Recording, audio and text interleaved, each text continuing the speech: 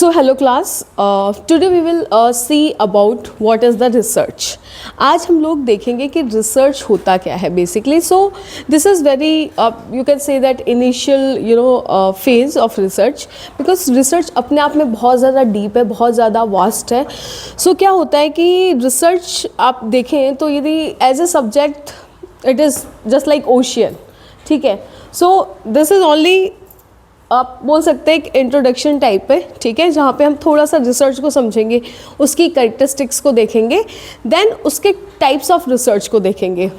Because ये इतना अपने आप में इतना ज़्यादा लेंदी और इतना बड़ा टॉपिक है कि within a single class it's not possible to cover all this things. So we will just try to understand first the meaning of research, then features और characteristics of research, then what are the types of research. तो सबसे पहले research समझते हैं कि होता क्या है. रिसर्च बेसिकली कॉम्बिनेशन है दो वर्ड्स का, री प्लस सर्च. री का मतलब क्या होता है, कोई भी काम हम जब बार बार करते हैं, री मतलब अगेन एंड अगेन. सर्च का मतलब क्या होता है, किसी चीज़ को ढूंढना. तो जब हम किसी चीज़ को बार बार ढूंढते हैं या किसी चीज़ को ऑलरेडी जो इस्टेब्लिश है, ऐसा तो है नहीं कि हम लोग फर्स्ट टाइम कोई चीज़ एक्सपेरिमेंट करके इस्टेब्लिश करने जा रहे हैं. फॉर एग्जांपल ये मार्कर है. ठीक है, इस मार्कर को यदि मैं इसमें कुछ नया वेरिएंट लाना चाहूँ, फॉर एग्जांपल ये अभी ब्लैक कलर का है, मैं चाह रही हूँ इसमें मुझे पिंक कलर निकालना है या ब्लू कलर निकालना है, तो मैं देखूँगी कि पहले इसकी प्रोसेस क्या है, ये बना कैसे.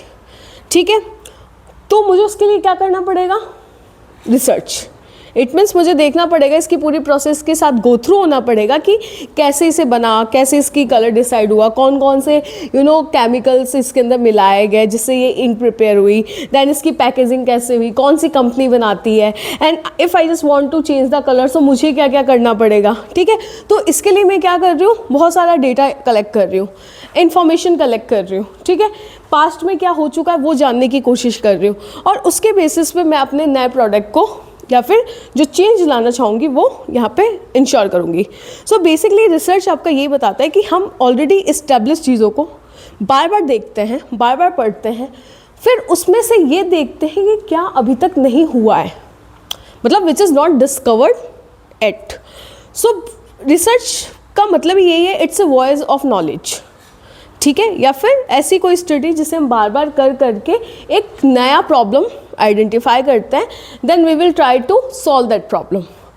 फॉर एग्जांपल जैसे कि आप देख सकते हैं, जब हमारा ChatGPT आया था या AI आया था तो बहुत बेसिक मॉडल था.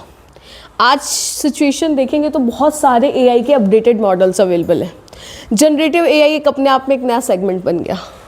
तो क्या हो रहा है कि जो यहाँ पे साइंटिस्ट हैं, जो डेवलपर्स हैं, वो चीज़ों को बार बार रिसर्च कर रहे हैं, वो मार्केट के प्रॉब्लम को आइडेंटिफाई कर रहे हैं, वो देख रहे हैं कि हमें और क्या इंट्रोड्यूस करना चाहिए जिससे हम लोगों की प्रॉब्लम को सॉल्व कर सकें. सो रिसर्च की अब यहाँ पे कहानी स्टार्ट होती है कि रिसर्च की आवश्यकता क्यों पड़ी. मतलब कोई ना कोई तो ऐसी प्रॉब्लम हुई होगी या कोई ना कोई ऐसी रिक्वायरमेंट हुई होगी कि जिससे आपको लगेगा कि रिसर्च की हमें ज़रूरत हुई होगी. तो बेसिकली रिसर्च देखो तरीके से कैसे होती है कि रिसर्च दो तरीके से होती है. It's a commercial, it's a societal और पर्सनल एज वेल. तो क्या होता है कि कॉमर्शियल मतलब जब हम बिज़नेस के प्रॉब्लम सॉल्व करने की कोशिश करते हैं. ठीक है, उसे हम बोलते हैं बिज़नेस रिसर्च. जब आप किसी कंपनी में काम कर रहे हो और आपको पता है कि ये प्रॉब्लम हो रही है मेरे यहाँ और मैं इसको कैसे बेस्ट पॉसिबल तरीके से सॉल्व कर सकती हूँ, तो क्या कहलाएगा वो आपका बिज़नेस रिसर्च. सेम मैं रिसर्च की प्रोसेस को यदि किसी सोसाइटी की प्रॉब्लम को सॉल्व करने में लगा रही हूँ, फॉर एग्जांपल ग्लोबल वार्मिंग बढ़ रहा है बहुत ज़्यादा. ठीक है, सब ने कहा है कि अब हमें सस्टेनेबिलिटी को ऑप्ट करना है. उससे क्या हो रहा है कि लोगों का एक माइंडसेट चेंज हो रहा है. आज हम लोग कुछ भी करते हैं वो हम इको पे ज़्यादा फोकस करते हैं. मैं कितना लेस कार्बन एमिशन कर रही हूँ. ठीक है, मैं कितना इको फ्रेंडली प्रोडक्ट प्रोड्यूस कर रही हूँ, मैं कैसे इको फ्रेंडली सर्विसेज प्रोवाइड करवा रही हूँ.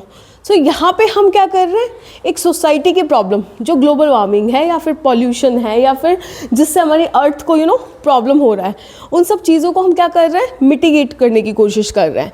सो वहाँ पे भी हमें रिसर्च करनी पड़ेगी कि हम कौन कौन से टेक्निक्स यूज़ करें जिससे कि हम इन प्रॉब्लम को सॉल्व कर पाएँ. तो वहाँ आपने जो रिसर्च करी उसे हम सोसाइटी के वेलफेयर के लिए यूज़ कर रहे हैं, सो सोसाइटल रिसर्च हो गई।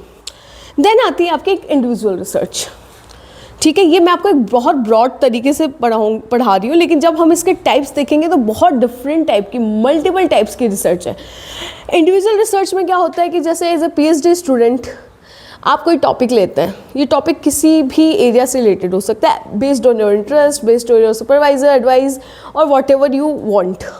सो वो पर्सनली एक स्टूडेंट या कोई भी एज ए रिसर्चर उस स्पेसिफिक टॉपिक पे काम करना स्टार्ट करता है, और उस पर वो क्या करता है कि अपनी एक after doing so many literature review, data collection, field investigation, उसको एक नतीजा मिलता है, आप बोल सकते हो रिजल्ट जो कलेक्ट करता है उसके बेसिस पे अपना कंक्लूजन देता है, तो उससे हम बोलते हैं इंडिविजुअल रिसर्च। क्योंकि वहाँ पे जो इन्वॉल्वमेंट है वो एक सिंगल व्यक्ति का है, एज ए सिंगल नहीं हो सकता, बट जो मेन रोल है, जो प्रिंसिपल रोल है उसमें मेन उस रिसर्चर का है। सो रिसर्च की शुरुआत यहीं से होती है। ठीक है, तो रिसर्च बहुत, आप बोल सकते हैं नया टर्म नहीं है, बहुत सालों से यूज़ हो रहा है। सो बेसिकली इसकी डेफिनेशन देखें। अब यहाँ पे एक क्वेश्चन और आता है कि क्या डेटा कलेक्ट करना या इंफॉर्मेशन गैदर करना रिसर्च है? नहीं। आप कहीं से भी उठा के डेटा ले आए, फॉर एग्जाम्पल मैंने बोला तुम्हें कि मुझे पता करना है कि आने वाले टाइम में ITC की सेल्स कितनी होगी, ठीक है, या फिर किसी पर्टिकुलर कंपनी की सेल्स कितनी होगी। अब उसके लिए तुमने क्या किया कि ठीक है मैं पता करके बताती हूँ। कैसे पता करोगे? या तो आप ट्रेंड एनालिसिस करोगे कि लास्ट 5 साल में कितना हुआ, उसके बेसिस पे आगे इन फ्यूचर क्या होगा, या फिर आप ये देखने की कोशिश करोगे कि कौन सी मैं मैथमेटिकल टेक्निक या ऑपरेशनल टेक्निक लगाऊं जिससे मुझे पता चले कि ये फैक्टर्स हैं जो अफेक्ट करते हैं, और मे बी ये फैक्टर्स इन फ्यूचर भी अफेक्ट करें, जिससे हमारा एक्यूरेसी एकदम 100% हो। बट मैं आपको ये बोलूँ कि ठीक है मैं आपको पर्टिकुलर कंपनी की इन्फॉर्मेशन ला के दे देती हूँ लास्ट 5 ईयर्स की, एंड ये लो। So this is not called a research. Research एक अपने आप में सिस्टमेटिक प्रोसेस है। जब डेटा कलेक्ट करते हो, इन्फॉर्मेशन गैदर करते हो, तो वो एक कलेक्शन होता है, not a research. So basically यहाँ पे रिसर्च को इसीलिए बोला गया है कि रिसर्च इज़ अ सिस्टमेटिक। यहाँ पे प्रोसेस टू प्रोसेस चलना पड़ेगा, स्ट्रक्चर्ड, हर चीज़ प्री डिफाइंड है। सबसे पहले आप अपना ऑब्जेक्टिव फिगर डिसाइड करोगे, देन आप लिटरेचर रिव्यू करोगे, ठीक है, फिर आप मैथोलॉजी देखोगे कि मुझे कौन कौन सी मैथोलॉजी यूज़ करनी है, फिर आप अपनी पॉपुलेशन को फिगर आउट करोगे कि मुझे किससे डेटा कलेक्ट करना है, ठीक है, फिर आप उसको फिल्टरिंग करोगे, देन आप डेटा एनालिसिस करोगे। So all this part of this research. Then another, अब आप देख सकते हो कि research is a systematic, system से चल रही, स्ट्रक्चर्ड है। Process to investigate and the discover new information. हम इन्वेस्टिगेट करने की कोशिश कर रहे हैं, किसी चीज़ को जानने की कोशिश कर रहे हैं, या फिर कोई ऐसी इन्फॉर्मेशन जो अभी तक खोजी नहीं गई है उसको पता करने की कोशिश कर रहे हैं, और डीपन एग्जिस्टिंग नॉलेज। जैसे कि अभी एक प्रोफेसर ने, कोटा के प्रोफेसर ने बताया कि यदि हम जेनजीज को आधा घंटा मोबाइल से दूर रख दें तो उन्हें एंजाइटी होने लगती है। सो दिस इज़ द रिसर्च कि उन्हें फोबिया तो नहीं बोलूँगी, उन्हें एडिक्शन हो गया है कि ये यदि पर्टिकुलर डिवाइस मेरे पास नहीं रही तो मैं बेचैनी महसूस करूँगा या करूँगी। सो दिस इज़ द रिसर्च कि यदि 30 मिनट्स का आपके पास गैप आ रहा है, सो दे फेल्ट कि नहीं भैया अब तो हम नहीं जी सकते इसके बिना, just like they are mobile is oxygen, ठीक। So this happen here. तो आप जब किसी चीज़ को बहुत गहराई से जानना चाहते हो, ठीक है, उसे हम क्या बोलते हैं? Existing research.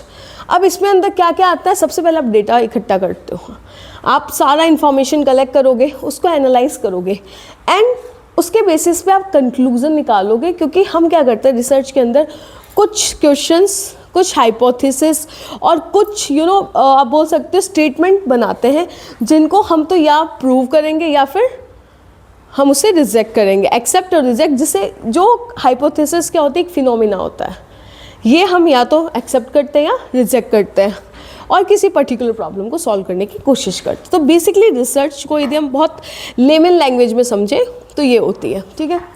Now what is research, इसकी एक वीडियो है, उसको हम लोग स्किप कर रहे हैं। सो बेसिकली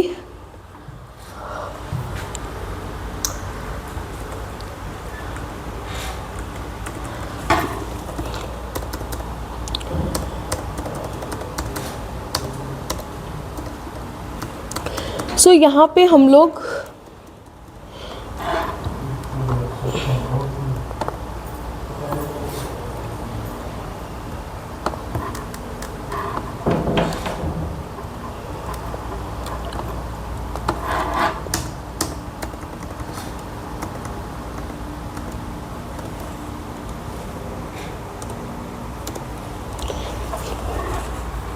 नेक्स्ट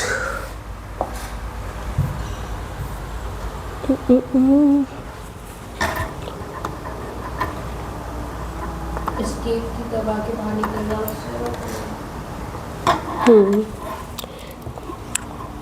ऑप्शन नहीं दिखा रहा है, स्क्रीन पे हो गया है तो ठीक है। अब हम पढ़ते हैं कैरेक्टरिस्टिक्स ऑफ रिसर्च के बारे में। सी, ये फिर से वहीं से शुरू हो गया, ये आ गया आपका, ठीक है। तो हमने देखा कि रिसर्च क्या होती है, बेसिक मीनिंग समझ में आ गई। नाउ कुछ उसकी कैरेक्टरिस्टिक्स होंगी, सबकी अपनी अपनी खूबियाँ होती हैं, विशेषताएं होती हैं। एज ए गर्ल मुझ में भी हैं, आप में भी हैं, सब में अपनी अपनी खूबियाँ हैं। तो हमारे रिसर्च में भी कुछ बहुत बेहतरीन खूबियाँ हैं। सबसे पहले ये बताया कि हम बहुत सिस्टम से चलते हैं। It is a systematic process, मतलब हर चीज़ एक के बाद एक के बाद एक के बाद होगी। आप ये नहीं बोल सकते कि मैं यदि इस स्टेप को फॉलो कर रही हूँ उसके बाद मैं सीधा 9th वाली स्टेप पे आ जाऊँगी, नहीं। You have to be systematic here. आपको सबसे पहले यदि फर्स्ट स्टेप फॉलो करनी है तो फर्स्ट क्या सेकंड ही करोगे, आप सेकंड से सीधा फोर्थ पे जंप नहीं कर सकते। तो ये बता रहा है कि रिसर्च फॉलो क्या करती है, organise and the planned approach. क्या करने के लिए, डेटा को एनालाइज और गैदर करने के लिए, ठीक है। इसीलिए इसको क्या कहा गया है, सिस्टमेटिक है। अब ये बोलता है ऑब्जेक्टिव और अनबायस्ड होती है। क्यों? क्योंकि यहाँ पे जो हम एनालिसिस करते हैं वो हम सारे डेटा को कलेक्ट करने के बाद एक सिस्टमेटिक तरीके से प्रोसेस करते हैं। तो मैं किसी एक फैक्टर को या मैं किसी एक साइड को कंसीडर करके चलूँ, ये पॉसिबल ही नहीं है, क्योंकि मेरा डेटा तो एक्चुअल जो है वो बताएगा ना। सो यहाँ पे ये बता रहा है कि इफेक्टिव रिसर्च का मतलब ही क्या होता है, ऑब्जेक्टिव ही क्या होता है कि हम पर्सनल बायस को हटाएं। कि फॉर एग्जांपल तुम मेरी बहुत अच्छी स्टूडेंट हो, साथ में और स्टूडेंट्स भी हैं, अब मैं चाह रही हूँ एग्ज़ाम में सबसे हाईएस्ट स्कोर तुम्हें मिले, बट व्हाट अबाउट अदर्स। सो क्या होगा, जब आप एग्ज़ाम लोगे उसमें जितना आप मार्क्स अर्न करोगे उसके बेसिस पे जो मेरी फाइनल कंक्लूज़न होगा या एनालिसिस होगी वो बायस नहीं हो सकता, क्योंकि वहाँ पे जितना तुम लिख के आओगी या लिख के आओगे उतना ही तुम्हें मिलेगा। मैं एक्स्ट्रा अपना ऐड ऑन नहीं कर सकती। तो इसलिए बोला है कि हम यहाँ पे पर्सनल बायस से, प्री कॉन्सेप्शन से, जो पहले से एक विचार धारणा बना के रखते हैं, एंड रिलायबल, जो बोल सकते हैं कि जो फाइंडिंग होती है वो बहुत रिलायबल होती है, ठीक है। Third one is data driven, सब कुछ डेटा पे आधारित है आपका।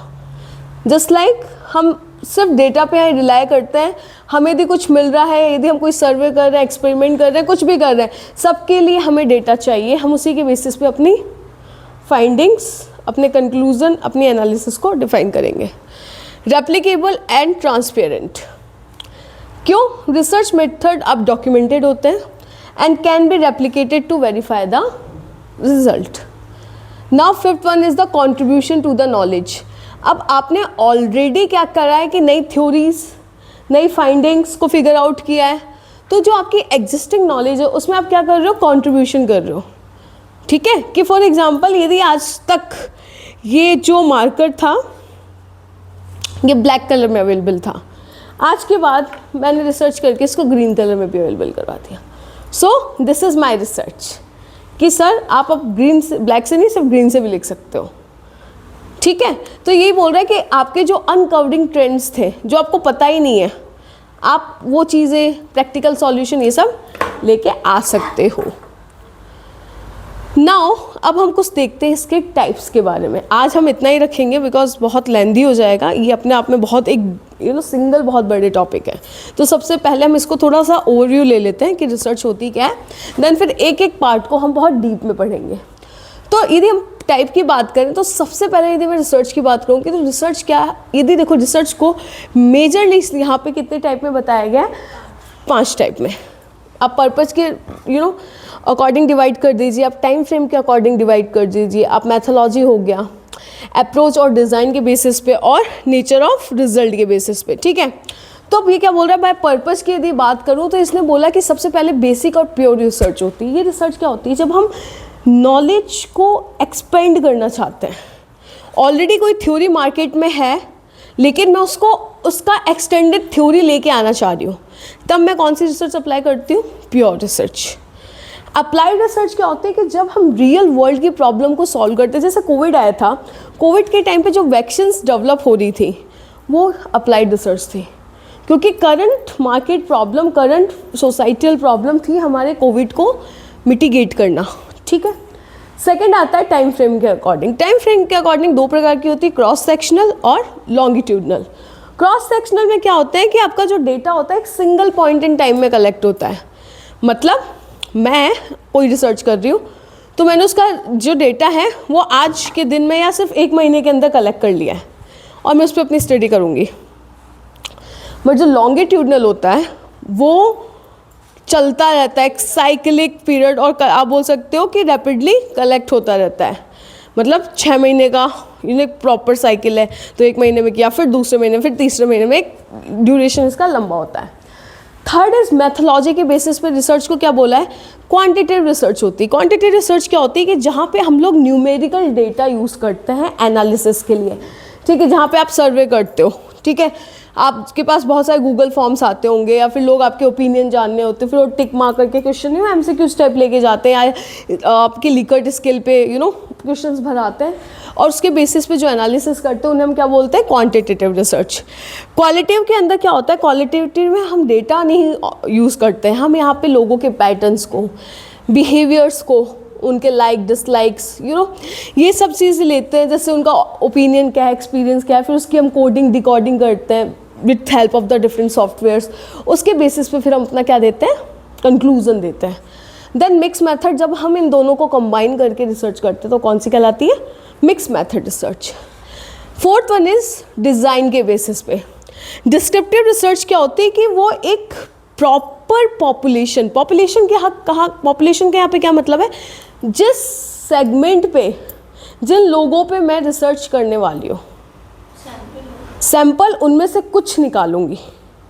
फॉर एग्जांपल तुम्हारी क्लास आज 100 बच्चों की है, ठीक, तो ये टोटल जो आपका 100 मेरी पॉपुलेशन है, बट मैं सब पे तो नहीं करूँगी ना, मेरा टाइम कंज्यूम ज़्यादा होगा, मेरा मटेरियल होगा, तो इसमें से मैं 50 लोगों को निकाल ले रही हूँ कि मैं इन लोगों से सर्वे भरवाऊँगी। So that's called your sample, ठीक है। तो यहाँ पे हम डिस्क्राइब करते हैं किसी प्रॉपर पॉपुलेशन को। जैसे जब हम लोग क्या होता है, एथनोग्राफिक रिसर्च करते हैं ना, कल्चर वल्चर के आधार पे लिंग्विस्टिक रिसर्च होती है, तो हम क्या करते हैं, अपनी पॉपुलेशन को डिफाइन करते हैं।